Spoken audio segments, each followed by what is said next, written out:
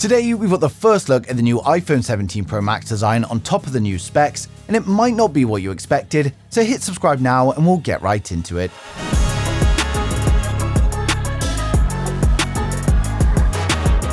So first up, before we get into the reveal, we've got news that the iPhone 17 Pro models may actually be less durable than the iPhone 16, as they're now ditching the titanium frame that we've seen for the past couple of years, and then moving back to aluminium. Now, the decision is reportedly due to environmental considerations, which I'm assuming is partly correct, but there has to be some big cost savings there as well.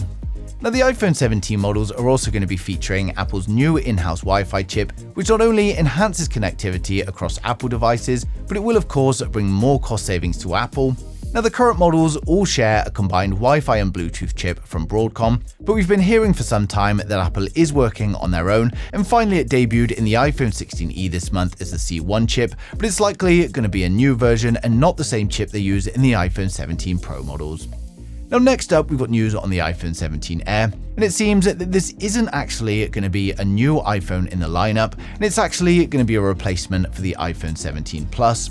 The iPhone 17 Air is going to be a 6.7-inch iPhone that's ultra thin, but it's not going to be ultra premium, and it's actually reducing specs with things like a single camera and a long camera bar. But information is a little bit light on the ground at the moment, so I'll update you guys as soon as we hear more. For the iPhone 17 Pro Max cameras, however, we get a new design on the rear with some camera upgrades to go with it. The iPhone 17 Pro models are going to feature a 1/1.3-inch 48-megapixel fusion camera, a 48-megapixel ultra-wide, and a 48-megapixel tetraprism camera for enhanced zoom shots, and there's also news that the selfie camera is going to see an upgrade from 12-megapixel to 24-megapixel for higher resolution selfies. But this camera arrangement is of course for the Pro models only, and it's not going to be on the more budget-friendly offerings. Now, next up, we've got the full reveal of the iPhone 17 Pro Max, and it's definitely not what I expected to see, although it's not too dissimilar from the iPhone 16 when you look at it. Now, as you can see, the camera placements are the same, but we've got this huge camera module on the back, and the flash and the LiDAR have been relocated over on the right-hand side. Now, this design leak came from John Prosser of Front Page Tech, and I've used that information to create these renders here with the phone in my hand to give you a good look at exactly what you can expect. And although it doesn't look like something Apple would deliver at first, it looks like this is the finalized design and it is going to be what's happening.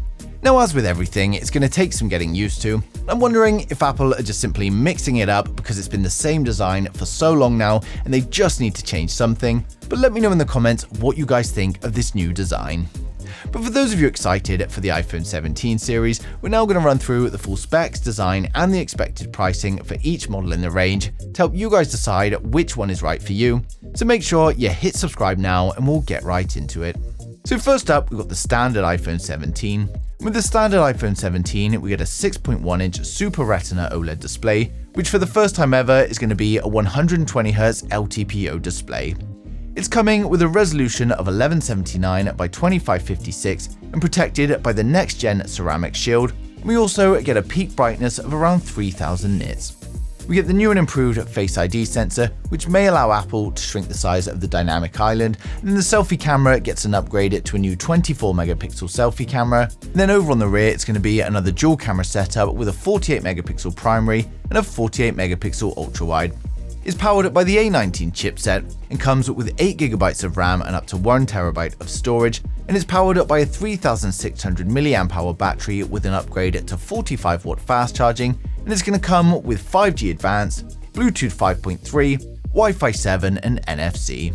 It will of course ship with iOS 19 and is expected to launch from around $850 in mid-September 2025. Now, next up, we've got the iPhone 17 Plus, and with the iPhone 17 Plus, we get a 6.7-inch Super Retina OLED display, which is also going to be a 120Hz LTPO display. It's coming with a resolution of 1290 by 2796, protected by the next-gen ceramic shield, and have a peak brightness of around 3000 nits. We get the new and improved Face ID sensor, which may allow Apple to shrink the size of the dynamic island, and again, the selfie camera gets an upgrade to a new 24-megapixel selfie camera, and over on the rear, it's going to be another dual camera setup with a 48-megapixel primary and a 48-megapixel ultra-wide. It's powered by the A19 chipset and comes with 8GB of RAM and up to 1TB of storage, It's going to be powered up by a 4700 mAh battery with an upgrade to 45-watt fast charging, and it's again going to come with 5G Advanced, Bluetooth 5.3, Wi-Fi 7 and NFC. Now it will of course ship with iOS 19 and it's expected to launch from around $950 in mid-September. Now next up we've got the iPhone 17 Pro, and this comes with a 6.3-inch 120Hz LTPO OLED display. It's coming with a resolution of 1206 by 2622. It's protected by the next-gen ceramic shield, and it's coming with a peak brightness of around 3000 nits. Despite early rumors of an under-display Face ID sensor and no dynamic island, it seems that this isn't going to be the case and it's going to be the same dynamic island as last year. Now the selfie camera is upgraded to a 24-megapixel selfie camera, then over on the rear we've got a 48-megapixel primary camera, a 48-megapixel ultra-wide, a 48-megapixel periscope and of course a LiDAR scanner. It's powered up by the 2nm A19 Pro chipset, and it comes with 12GB of RAM and up to 1TB storage. It's powered by a 3600 mAh battery with an upgraded 50-watt fast charge, and it also comes with advanced 5G, Bluetooth 5.3, Wi-Fi 7 and NFC. It will of course ship with iOS 19 and is expected to launch from around $1,050, and again is coming in mid-September. Now finally, we saved the best to last, the iPhone 17 Pro Max. With the iPhone 17 Pro Max, we get a 6.9-inch 120Hz LTPO OLED display. It's got a resolution of 1320 by 2868, it's protected by the next-gen ceramic shield, and it also comes with a peak brightness of around 3000 nits. Despite early rumors of an under-display Face ID sensor and no dynamic island, it seems that this isn't going to be the case and it's going to be the same dynamic island as last year. Now the selfie camera in the punch hole is going to be a 24-megapixel selfie camera, then over on the rear we've got a 48-megapixel primary camera, a 48-megapixel ultra-wide camera, a 48-megapixel periscope camera and the LiDAR scanner. It's powered up by the new 2nm A19 Pro chipset, and it comes with 12GB of RAM and up to 1TB of storage. It's going to be powered up by a 4700 mAh battery with an upgrade to 50-watt fast charge, and it also comes with advanced 5G, Bluetooth 5.3, Wi-Fi 7 and NFC. Now of course it's shipping with iOS 19 and is expected to launch from around $1,250 in mid-September.